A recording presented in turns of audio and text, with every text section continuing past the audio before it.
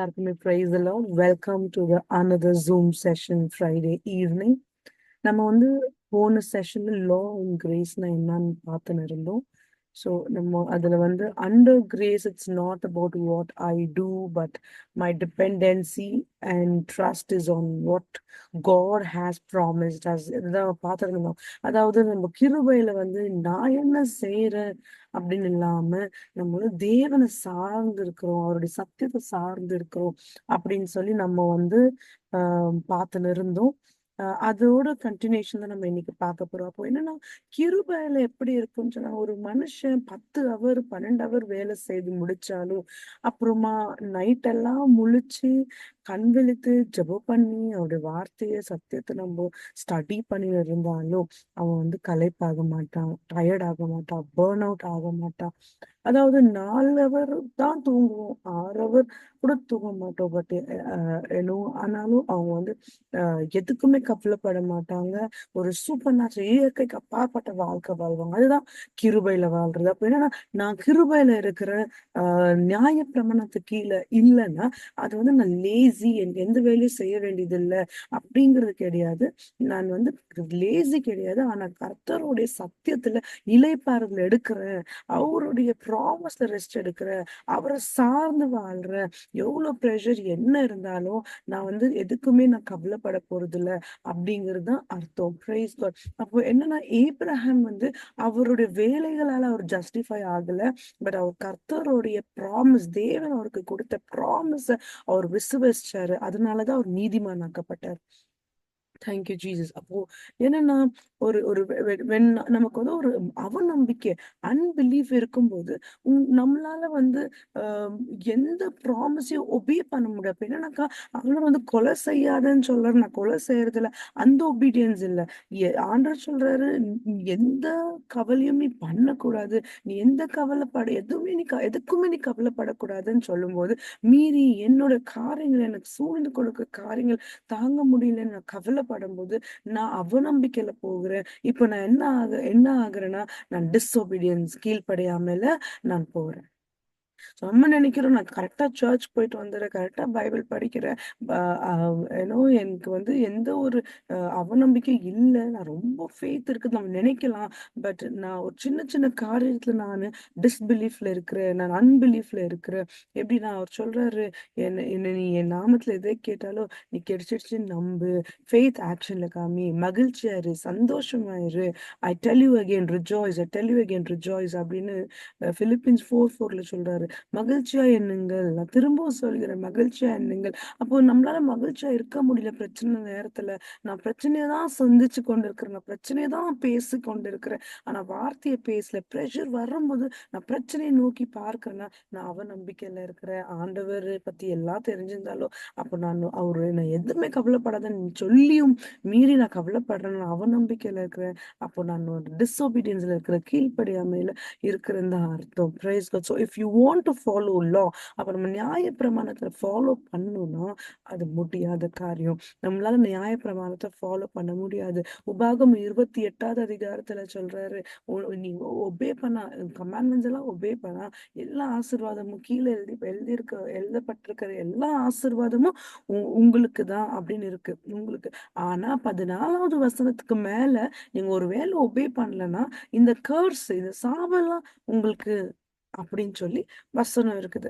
அப்போ நம்மளால, அதாவது லா நம்மளுக்கு என்ன கத்துக் கொடுக்குது, நியாயப்பிரமாணம் என்ன கத்துக் கொடுக்குதுன்னா எது செய்யணும் எது செய்யக்கூடாது, இது தப்பு இது கரெக்ட், இது பண்ணணும் இது பண்ணக்கூடாது அப்படி இருக்குது. ஸோ அப்போ நம்ம நியாயப்பிரமாணத்தின்படி நம்ம வாழணும்னு நினைச்சா கண்டிப்பா முடியாது. ஏன்னா அதுல 613 நியாயப்பிரமாணத்துல நீ ஒண்ணு மிஸ் பண்ணாலும் நீ சாபத்துல இருக்கிற. அப்போ 612 ஃபாலோ பண்ணியும் பிரயோஜனம் இல்லை. அப்போ நம்மளால நியாயப்பிரமாணத்துக்கு கீழே வாழ்ந்தோம் ட்ரை பண்ணோம்னா நம்ம வந்து சாபத்துக்கு கீழே தான் இருக்க முடியும்.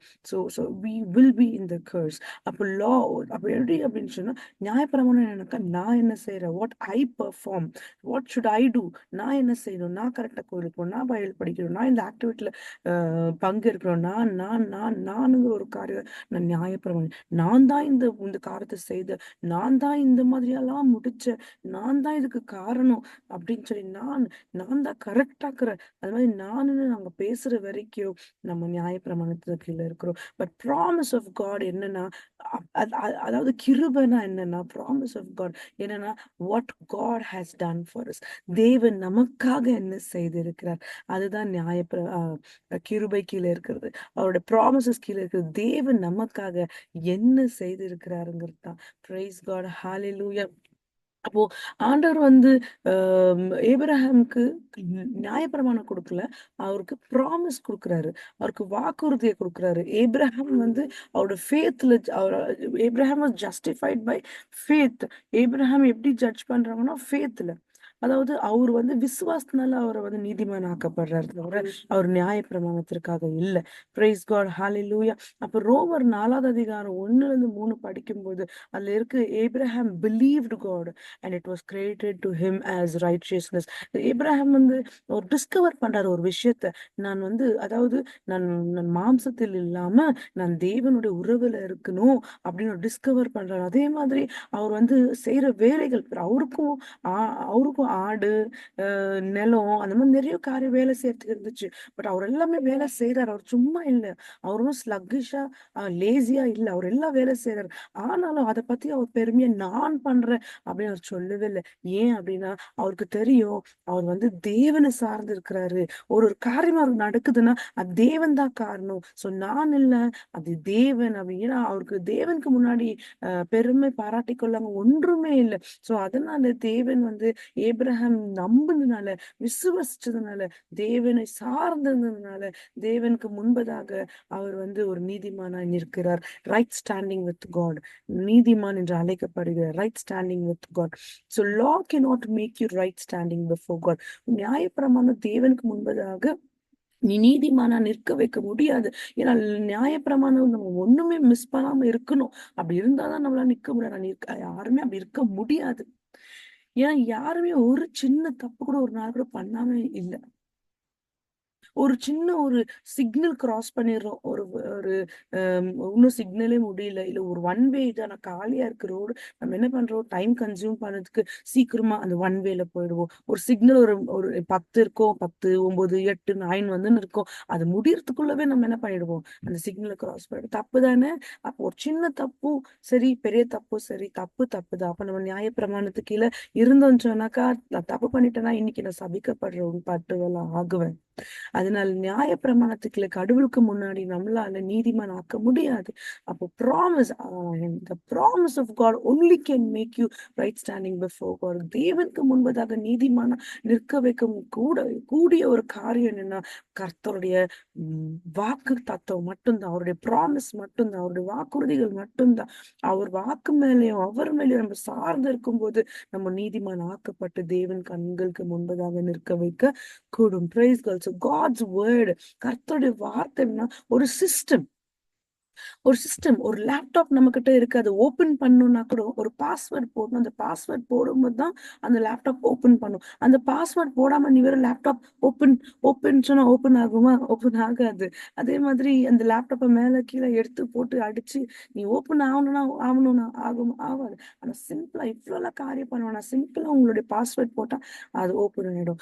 கர்த்தருடைய வார்த்தை, கர்த்தருடைய ராஜ்யம் கூட அது ஒரு ஒரு ஒரு சிஸ்டம் தான், ப்ரோக்ராம் தான். ஒரு ஒரு மேத்ஸ் சம் நீங்க போடும்போது அதுல ஒரு ஃபார்முலா போட்டா அந்த ப்ராப்ளம் சால்வ் ஆயிடும். அப்ப அந்த ஃபார்முலா போடாம நீங்க எவ்வளோ ட்ரை பண்ணாலும், இன்னைக்கெல்லாம் ட்ரை பண்ணாலும் ஃபார்முலா போடாம அந்த ப்ராப்ளம், அந்த மேத்ஸ் சொல்யூஷன் உங்களுக்கு கிடைக்காது. மேத்ஸ் அந்த சம்ல, அந்த ப்ராப்ளம்ல சொல்யூஷன் கிடைக்காது. ஆனா உங்க ஃபார்முலா போட்டீங்கன்னா அடுத்த 5 நிமிஷத்துல உங்களுக்கு அதோடைய சொல்யூஷன் ஆன்சர் கிடைச்சிடும். அதே மாதிரி கர்த்தர் ராஜா, நம்ம என்னதான் கதறி அழுந்து போராடி ஃபாஸ்ட் பண்ணி எவ்வளவுலாம் ஜெபம் பண்ணாலும் அந்த சிஸ்டம் நம்ம புரிஞ்சுக்கலன்னா, அந்த ஃபார்முலாவை நம்ம புரிஞ்சுக்கலன்னா, இந்த ஃபார்முலா போட்டா இந்த காரியம் முடிஞ்சிருச்சு. இந்த மாதிரி வார்த்தையை ஆக்ஷன்ல, அதாவது ஜோஷுவா 1:8 சொல்றாரு, நீ உன்னுடைய வார்த்தை, கர்த்தருடைய வார்த்தை உன் வாயிலிருந்து பிரிக்காது இருந்து இரவும் பகலும் தியானிச்சனா, அதன்படி நீ நடக்கும்போது, வெறும் தியானிப்பதல்ல, அதன்படி நீ நடக்கும்போது நீ உன் வழிகளை சக்சஸ்ஃபுல் ஆக்குறேன்னு இருக்கு, செம்மையாக்குறேன்னு. தேவன் உன் வழிகளை சக்சஸ்ஃபுல் ஆக்க போறது இல்லை. ஏன்னா ஆல்ரெடி நமக்கு எல்லாமே செய்து முடிச்சிட்டாரு சிலுவையில. அப்போ அப்போ நம்ம தான் நம்ம வழியை சக்சஸ்ஃபுல் ஆக்கணும். அப்ப அதான் சிஸ்டம். அப்ப அந்த வழியை சக்சஸ்ஃபுல்லா ஆக்கணும்னா அந்த ஃபார்முலா போடணும். அவர் வார்த்தைங்கிற அந்த ஃபார்முலா நம்ம போடணும். வெறும் ஜெபம் பண்றதுனாலயோ அழுந்து பண்றதுனால இயேசு தேவன் எனக்கு தெரியும் அதனால ஓகே அப்படிலாம் ஆகாது. அவருடைய வசனம், அவருடைய வார்த்தை தான் இயேசுவாய் மாம்சமாய் இந்த உலகத்துக்கு வந்தது. அதனால ஓல்டு கவர்னன்ட், அதாவது கர்த்தருடைய ராஜ்யம் ஒரு சிஸ்டம் ப்ரோக்ராமிங்ல இருக்குன்னு ஒரு ப்ரோக்ராம் பண்ணிருக்கு. எப்படி நம்ம சிஸ்டம்ல வேலை செய்யணும் எல்லாம் ப்ரோக்ராமா இருக்கும். கர்த்தருடைய ராஜ்யம் எல்லாம் ப்ரோக்ராமா இருக்கு. ஸ்டார்டிங் ஆண்டவர் நல்லது கெட்டது எல்லாமே கொடுத்து முடிச்சிட்டாரு. நமக்கு எல்லாம் தேவை எல்லாமே முடிச்சிட்டாரு. அப்புறம் இயேசு சிலுவையில எல்லாமே நோய், வறுமை, ஆஹ் சாபம், பாவம் எல்லாத்தையும் நீக்கிட்டாரு. ஆல்ரெடி முடிஞ்சு போச்சு. முடிஞ்ச காரியத்தை நம்ம வந்து இன்னுமே கதறி அழுந்து கேட்டு கேட்டு பிரயோஜனம் இல்லை. அதுக்கு பதில் நம்ம வந்து அது அது எப்படி நாம வாழ்க்கையில அது வழிமுறை நம்மளுடைய தினசரி வாழ்க்கையில கொண்டு வர்றது, ஆக்ஷன்ல போடுறதுன்னு பார்க்கணும். Praise God. அப்போ ஓல்டு கவர்னன்ட் பழைய ஏற்பாடு என்னன்னா மோசஸ், லா ஆஃப் மோசஸ், மோசஸின் நியாயப்பிரமாணம். அப்போ மோசஸ் நியாயப்பிரமாணம் கீழே தான் அந்த ரூல், அதாவது மோசஸோட ஆட்சி, அவரோட ரூல் கீழே தான் நியாயப்பிரமாணம் கொடுக்கப்பட்டது. அப்ப லா சேஸ், அதாவது லா என்ன சொல்லுதுன்னா நீ சாபத்துடே கீப் த சாபத்துடே, சாபத்து நாள்ல நீ வந்து கரெக்டா மெயின்டைன் பண்ணும். அப்படி அப்படி இல்லைன்னா நம்ம என்ன பண்றோம் இன்னைக்குனாக்கா, நம்ம வந்து முழுசா எப்படி ஆயிடுனாக்கா நம்மளுடைய ஜெபம்லாம் ஆண்டவரே என்னை மன்னிச்சிருங்க, இன்னைக்கு நான் கோயிலுக்கு போகல, சாபத்திலே நான் வந்து கீப் அப் பண்ணல அப்படின்ட்டு நம்மளுடைய ஜெபம்லாம் is filled with sorry and guilt.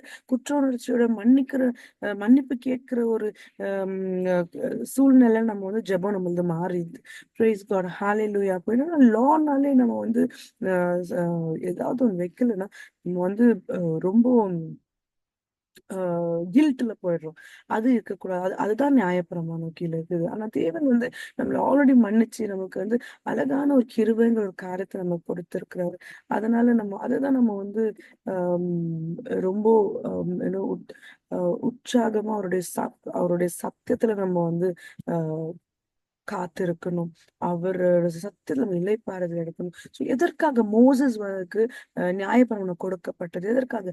நோவாவுடைய காலத்துல வந்து பாவம் அதிகரிச்சது. அது வந்து ஒரு வைரஸ் போல எல்லா இடத்துலயுமே ஆஹ் பரவி கொண்டிருந்தது.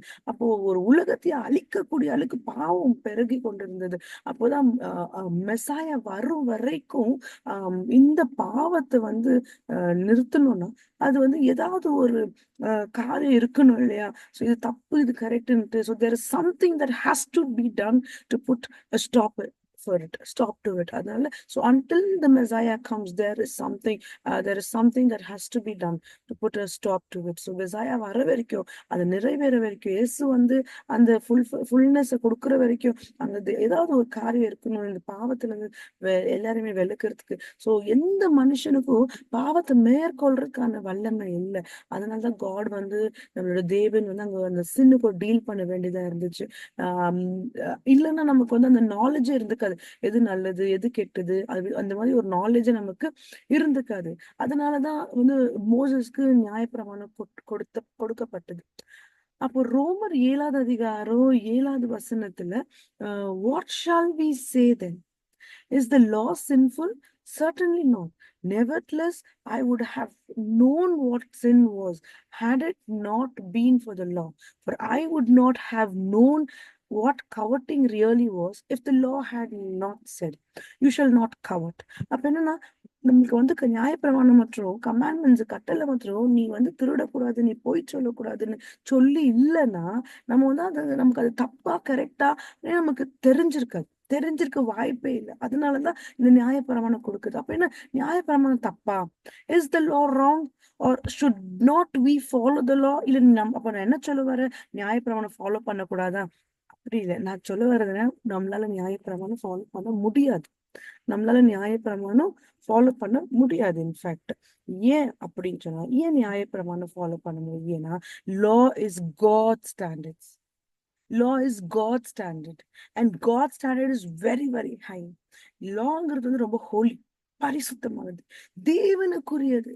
அவரோட ஸ்டாண்டர்ட் அங்க இருக்கு. அந்த ஸ்டாண்டர்ட் தான் law. Very very high standard. God standard நம்மளால மேட்ச் பண்ண முடியுமா? ஆண்டவர் ஸ்டாண்டர்ட் மேட்ச் பண்ண முடியுமா? அதனால நம்மளால நியாயப்பிரமாணம் ஃபாலோ பண்ண முடியாது. ஏன்னா ஆண்டவர் மட்டும் தான் பரிசுத்தமான நியாயப்பிரமாணம் வந்து பரிசுத்தமான தேவன் மட்டும் தான் ஃபாலோ பண்ண முடியும். நம்மளால ஃபாலோ பண்ண முடியாது. அப்போ do we have ability to match God's standard? இல்ல. அப்ப ஏன் தேவன் வந்து நமக்கு கொடுத்தாரு? நம்ம யோசிக்கணும். எதுக்கு? நம்ம தான் எபிலிட்டி இல்ல. நமக்கு தான் அது ஃபாலோ பண்ண எபிலிட்டி இல்ல. அப்ப எதுக்காக தேவன் குடுக்கணும்? இந்த மாதிரிலாம் லா குடுக்காதவே இருந்துக்கலாமே! அப்படின்னு நம்ம யோசிக்கலாம். அப்போ எதுக்காக தேவன் குடுத்தாரு நமக்கு எபிலிட்டி இல்லனாலும்? நம்ம ரோமர் 3ஆவது அதிகாரம் 19, 20வது வசனம் நம்ம படிச்சு பார்க்கலாம். என்ன இருக்குதுன்னா, now we that whatever we now we know that whatever the law says, it says to those who are under the law, so that every mouth be silenced and the whole world held accountable to God. அப்ப என்னன்னா, என்னால எல்லாம் முடியும். நான் கரெக்ட்டா இருக்கிறேன். நான் வந்து எல்லா நியாயப்பிரமாணத்தை ஃபாலோ பண்ணிட்டேனே. நான் நம்ம மேன்மை பாராட்டிக்க கூடாதுன்னு தான் நம்ம வாய்கள மூடுறதுக்காக to silence our mouth, to shut our mouth ஆண்டவர் வந்து இந்த ஒரு நியாயப்பிரமாணத்தை கொடுத்தார். அப்ப நானுங்க ஒரு காரியம் இல்லாம நம்ம தேவனை சார்ந்திருக்க வேண்டும் என்று. அதனால இந்த உலகமே we hold an accountability to God. இந்த உலகமே அந்த நியாயப்பிரமாணத்தை ஃபாலோ பண்ண முடியாம நம்ம வந்து நியாய தீர்ப்புக்கு இருக்கிறோம் தேவன் கிட்ட. அதனாலதான் இந்த நியாயப்பிரமாணத்தை நம்மளால ஃபாலோ பண்ணுவீங்கன்னா அது தேவனுடைய ஸ்டாண்டர்ட்ஸ்ல இருக்குது. So therefore no one will be declared righteous in God's sight by the works of the law. அதனால நான் இல்ல, வசனம் சொல்றது யாருமே நீதிமான் என்று அழைக்கப்பட முடியாது தேவனுடைய கண்களுக்கு முன்பதாக நியாயப்பிரமாணத்தை ஃபாலோ பண்ணி. நியாயப்பிரமாணத்தை நான் கரெக்டா இருக்கிறேன்னு யாருமே தேவன் முன்னாடி நீதிமானா நான் நீதிமான்னு சொல்ல முடியாது. ஆனா, நம்ம என்ன நடக்குதுன்னா, இந்த லானால நம்ம வந்து ஒரு சின் கான்ஷியஸ் ஆயிடுறோம். இது பாவம், இது நல்லதில்ல, இது கெட்டது, நம்ம இது செய்யக்கூடாதுன்னு சின் கான்ஷியஸா இருக்கிறோம். அது நம்ம பண்ணக்கூடாது, இது பண்ணக்கூடாது அப்படின்னு சொல்லி நம்ம இருக்கிறோம். நம்ம அப்படியே வந்து 21வது வசனம் ரோமர் 3வது அதிகாரத்துல அப்படியே 21, 22, 23, 24 நீங்க படிச்சு பாருங்க. உங்களுக்கு தெரியும். அது வந்து தேவன் எப்படி நியாயப்பிரமாணத்தை பத்தி அழகா இந்த வார்த்தையில கொடுக்கப்பட்டிருக்குது அப்படின்னு சொல்லி. சோ என்னன்னாக்கா, by now, apart from law, the righteousness of God has been made known, to which the law and the prophets testify. So, பழைய ஏற்பாடுல எல்லா ப்ராஃபிட்ஸும் என்ன சொல்றாங்க? ஒரு மெஸ்ஸாயா வரப்போறாரு. அந்த ஒரு நீதி வரப்போகுது. இயேசுங்கிற ஒரு நீதி வரப்போகுது. அப்படி வரும்போது நம்ம ஏற்கனவே ஒரு வசனம் பார்த்தோம் இல்லையா? இயேசு மெஸ்ஸாயா வர வரைக்கும் நம்மள வந்து ஒரு ஒரு ஹோல்ல வைக்கிறதுக்கு நமக்கு அந்த இது கொடுக்கப்பட்டுச்சு. அப்போ தேவன் ரைச்சியஸ்னஸ்ங்கிறது யாரு? இயேசு. through faith in Jesus Christ. This righteousness is given through faith in Jesus Christ. அப்ப ரைச்சியஸ்னஸ் நமக்கு எப்படி கிடைக்கும்னா இயேசு கிறிஸ்து மூலியமா மட்டும்தான். மோசஸ் கொண்டு வந்த லானால இல்ல. அந்த லா வந்து கர்த்தருடைய ஸ்டாண்டர்ட்ல இருக்குது. நம்மளால அதை ஃபாலோ பண்ண முடியாது. அதனாலதான் ஒரு கிருபைன்னு ஒரு காரியத்தை எடுத்துன்னு வந்தாரு. கிருபைங்கிற அந்த ரைச்சியஸ்னஸ் நமக்கு எடுத்துன்னு வந்து நமக்கு இயேசு மூலியமா அந்த அப்போ அதுல என்ன இருக்குதுன்னா, this righteousness is given through faith in Jesus Christ to all who believe. இயேசு யார் ஒருவர் அவரோட வார்த்தையை தியானித்து அதை விசுவாசித்து அதன்படி நடக்கிறாங்களோ அவங்களுக்கு தான் இந்த நீதிமான் என்று இயேசு பிதாவுக்கு முன்பதாக நம்ம வந்து ரைட் ஸ்டாண்டிங் வித் காட் நிற்க முடியும். தேங்க்யூ. அப்போ ஆண்டவருக்கு ஜூஸ் ஜென்டைல் இந்த டிஃபரன்ஸ் எல்லாம் கிடையாது. நம்ம எல்லாருமே பாவத்தினால we fall short of glory of God. தேவனோட மகிமையில நம்ம எல்லாருமே பின்தங்கி இருக்கிறோம் பாவத்தினால. அதனாலதான் ஆண்டவர் சொல்றார், all are justified freely. நம்ம எல்லாருமே ஃப்ரீயா ஜஸ்டிஃபை ஆகுறோம். எப்படி? by his grace through the redemption that came by Jesus Christ. அப்ப தேவன் நமக்காக கொண்டு வந்த விடுதலைனால நம்ம ஃப்ரீயா கிருபைக்குள்ள பிரவேசிக்கிறோம். புரிஞ்சுக்கணும். இன்னுமே எந்த ஒரு கில்ட்லயோ இந்த பாவத்தினாலதான் எனக்கு இப்படி ஆயிடுச்சு, அதனாலதான் எப்படி, இதனாலதான் எப்படி, இன்னுமே அந்த நியாய பிரமாணத்துக்கு நம்ம இல்லாம நம்ம எல்லாருமே அந்த கிருபையின் கீழே வரணும். என் தேவன் எனக்காக ஆல்ரெடி எல்லாமே மன்னிச்சு வச்சிருக்காரு. இப்போ நம்ம எதிர்பார்க்கறது நம்ம கிட்ட என்னன்னா உறவு. அவரோடு நம்ம ஒரு உறவு வைக்க அவர் நம்ம அழைக்கிறார். ஒரு உறவு தான், ஒரு உறவு. அந்த உறவு தான் வேணும்னு அவர் அழைக்கிறாரு. நம்ம பாவின்னு அவருக்கு ஆல்ரெடி தெரியும். நான் பாவின்னு சொல்றதுனால அவருக்கு தெரியணும்ட்டு இல்ல. ஆனா நம்ம பாவத்தை அவரே கன்சிடர் பண்றது இல்ல. நம்ம தான் கன்சிடர் பண்ணி இருக்கிறோம். தூக்கி பின்னாடி போட்டாரு அவர் ஆல்ரெடி கடலுக்குள்ள போட்டு. நீயா? எந்த பாவம் நீ செஞ்ச அப்படின்னு தெரியல அவருக்கு. ஏன்னா அவர் நம்மகிட்ட எதிர்பார்க்கறது உறவு. ஒருவேளை ஏப்ரஹாம் பொய் சொல்லி பாவத்துல ஆயிட்டாருன்னு அவர் அந்த கில்ட்ல போயிருந்தாருன்னா ஆண்டு கூட உறவு வைத்திருக்க முடியாது. அபிமெலேக்கிட்ட என் தங்கச்சின்னு பொய் சொல்றாரு. ஆனா அதுக்கு போய் ஒரு சாரி கேட்கல. மாறாக அவர் தேவனோட உறவு வைக்கிறார். அவர் ஜேர்னி எல்லாம் தேவனும் அவருமான உறவு. அந்த உறவை தான் எதிர்பார்க்கிறாரு. அப்படியே அந்த ரோமர் 3ஆவது அதிகாரம் 25, 26, 27, 28 வசனம் எல்லாம் படிச்சு பாருங்க. இது முழுசா கொடுத்திருக்கு. Praise God. Thank you, Jesus. For we maintain that a person is justified by faith apart from works of the law. நான் கரெக்டா இருக்கிற எல்லாத்துலயுமே அதனால நான் நீதிமான்னு சொன்னா அது போய் சாத்தான் கொடுக்குற போய். இன்னைக்கு நான் சபைக்கு கரெக்டா போறேன், எல்லா ஆக்டிவிட்டிஸ்ல கரெக்டா இருக்கிறேன், எனக்கு எல்லாமே தெரியும், நான் தான் சர்ச்ல நல்ல ஒரு மெம்பர் நான் நினைச்சு, அதனால நான் வந்து ஜட்ஜ்மெண்ட்ல நான் பாஸ் ஆயிடுவேன், நீதி விசாரிக்கும் நான் பாஸ் ஆயிடுவேன், நான் கம்பீரமா நிக்கலாம், நான் வந்து எல்லா காரியத்திலயும் ஃபர்ஸ்ட்ல இருக்கிற சர்ச்ல எல்லாமே நல்லது செய்யற எல்லாம் பண்றேன், அதனால நான் என்னோட வேலைகளுக்கெல்லாம் ஆண்டவர் என்னை வந்து நீதிமான் ஆக்கப்பட்டுட்டேன், நம்பின்னு இருந்தேன், நான் நியாயப்பிரமாணத்துல இருக்கிற, நான் சாபத்துல ஆல்ரெடி இருக்கிறேன், நானுங்க ஒரு காரியம் இருக்கு. நம்ம நம்பணும். நம்ம எல்லாருமே கர்த்தருடைய இயேசு கிறிஸ்துவின் விசுவாசத்தின் மூலியமா நம்ம நீதிமான் ஆக்கப்பட்டிருக்கோம். justified by faith through Jesus Christ. Praise God. Hallelujah. நம்ம அதனால நான் வந்து இன்னைக்கு என்ன நடக்குது இல்லையா, ஆண்டவரே நான் ஃபெயில் ஆயிட்டேன், தப்பு பண்ணிட்டேன், என்ன மன்னிங்க அப்படின்னு என்ன நீங்க சுத்திகரியும்னு ஆண்டவரை சுத்திகரிப்பை கேட்கணும் கூட ஒரு உறவு வைத்து போயின்னே இருக்கணும். உறவை தான் அவர் எதிர்பார்க்கிறார். கலாத்தியர் நீங்க படிச்சு பாருங்க இந்த செஷனுக்கு அடுத்து ரோமர் 3வது அதிகாரம் 19ல இருந்து 28வது வசனம், அப்புறமா கலாத்தியர் 15வது அதிகாரத்துல இருந்து 29வது வசனம், சாரி கலேஷியன்ஸ் சாப்டர் 3 verses 15ல இருந்து 29 படிச்சு பாருங்க. இது எல்லாமே லா பத்தி தான் இருக்குது, எப்படி நியாயப்பிரமாணத்துக்கு நம்ம இருக்கிறோமா இல்லையான்னு.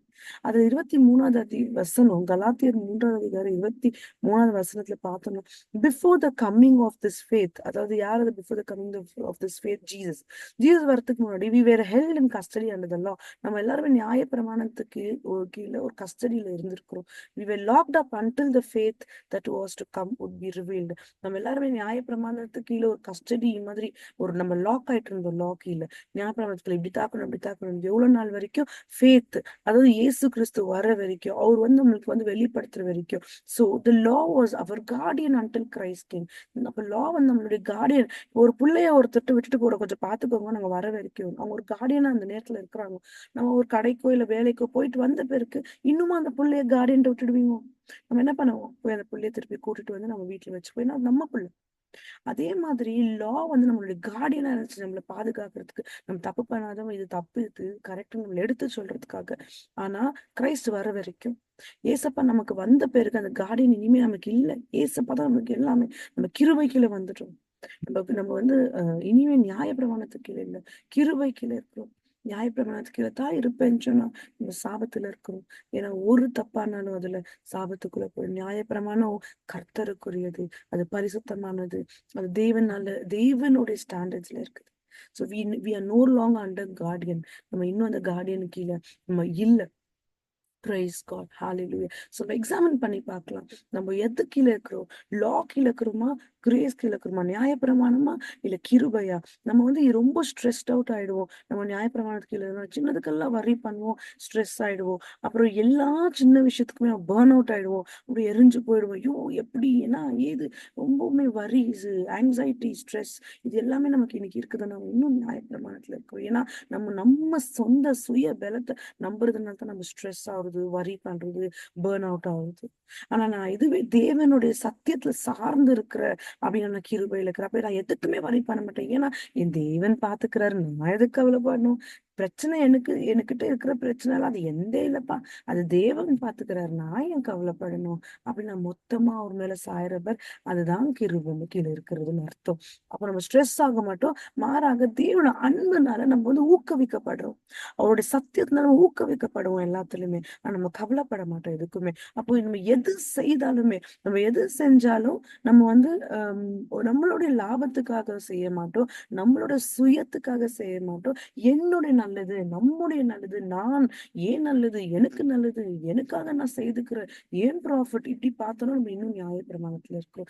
ஏன்னா தேவனுடைய அன்புல சுயநலம் கிடையாது. நம்ம அப்போ எந்த காரியம் செய்தாலும் நம்ம வந்து மத்தவங்க நன்மைக்காக யோசிச்சு தேவனோட அன்பால மத்தவங்க நல்லது செய்யும் போது, மத்தவங்களை நம்ம ரொம்ப நினைக்கிறோம், அவங்களுக்கு நல்லது, மத்தவங்களுக்கு நல்லது, இன்னொருத்தருக்கு நல்லது, என்னை விட அவங்களுக்கு நல்லது நடக்குது, அதுதான் நல்லது அப்படின்னு நம்ம நினைக்கிறோம்னா நம்ம கிருபை கிருபைக்குள்ள இருக்கிறோம். நமக்கு சுயநலமான சிந்தனையும் நம் செயல்களும் சுயநலமா இருக்கும். அது வந்து நியாயப்பிரமாண கீழே இருக்கிறது.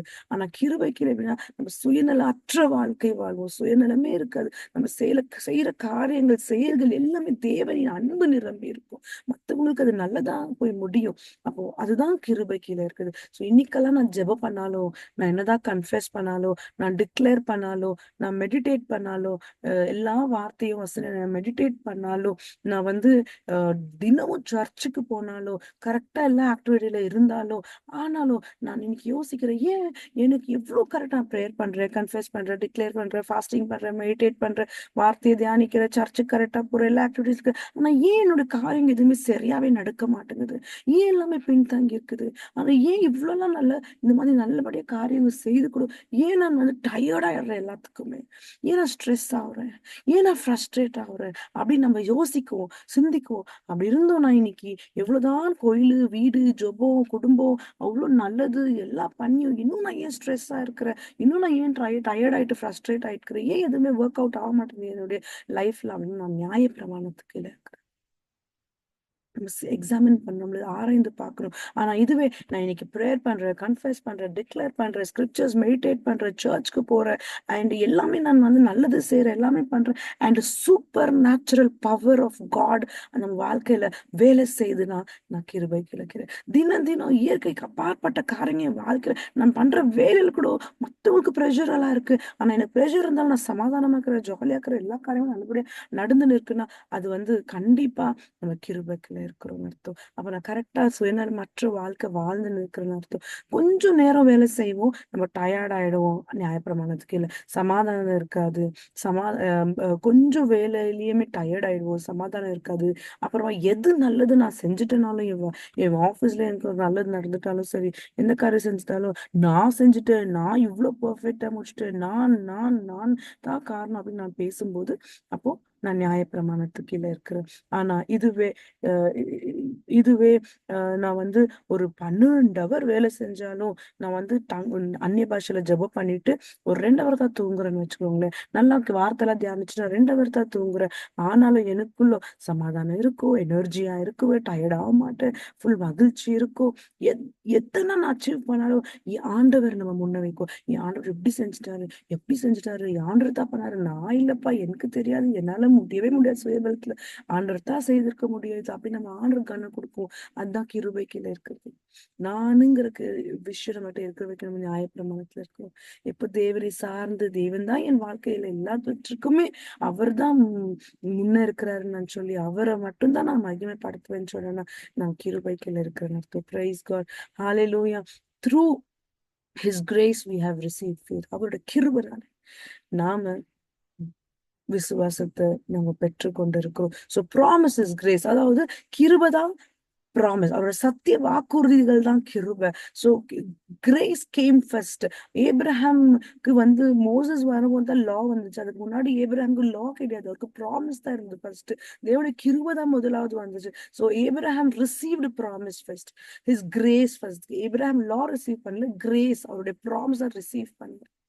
சோ கிரேஸ் தான் கர்த்தருடைய கிருபைனா என்ன, அவரோட வில்லிங்னஸ், அவரோட விருப்பத்துக்கு ஏற்றதாக அவருடைய பவர்ல, அவருடைய எபிலிட்டில, அவருடைய அபிஷேகத்துல நமக்காக நமக்கு, அதாவது நமக்காக நமக்கு தகுதியே இல்லாத காரியங்களை நமக்காக கொடுக்கறது தான், அவருடைய விருப்பத்துல கொடுக்கறது தான் கிருபை. அப்ப என்னன்னா கிரேஸ், கிருபைங்கிறது ஒரு வார்த்தையை எவ்வளவு நமக்குள்ள நிரப்புறோமோ அவ்வளவு கிருபை அதிகரிக்கும்.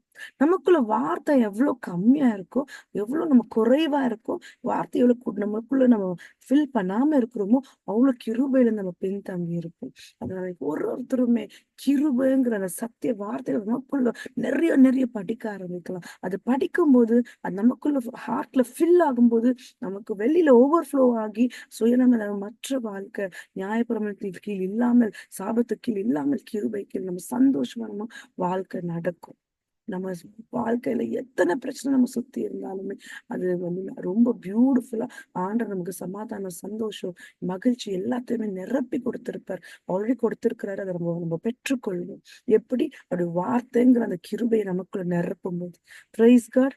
ஹalleluya. ஜெபிக்கலாம். Thank you father. நன்றி ஆண்டவரே.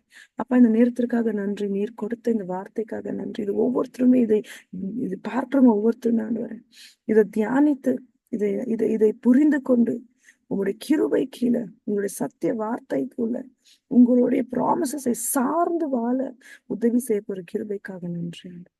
நன்றி. இயேசுவின் நாமத்தில் ஜெபிக்கிறேன் பிதாவே. ஆமென், ஆமென், ஆமென். நெக்ஸ்ட் செஷன்ல தேர்ட் பார்ட், அதாவது இனி எப்படி இளைப்பாறுதல் இல்ல, கிருபை என்கிற அந்த இளைப்பாறுதலுக்குள், இளைப்பாறுதலுக்குள்ள எப்படி பிரவேசிப்பது நம்ம பார்க்கலாம் நெக்ஸ்ட் செஷன்ல. மிஸ் பண்ணாத பாருங்க. தேங்க்யூ. Praise God.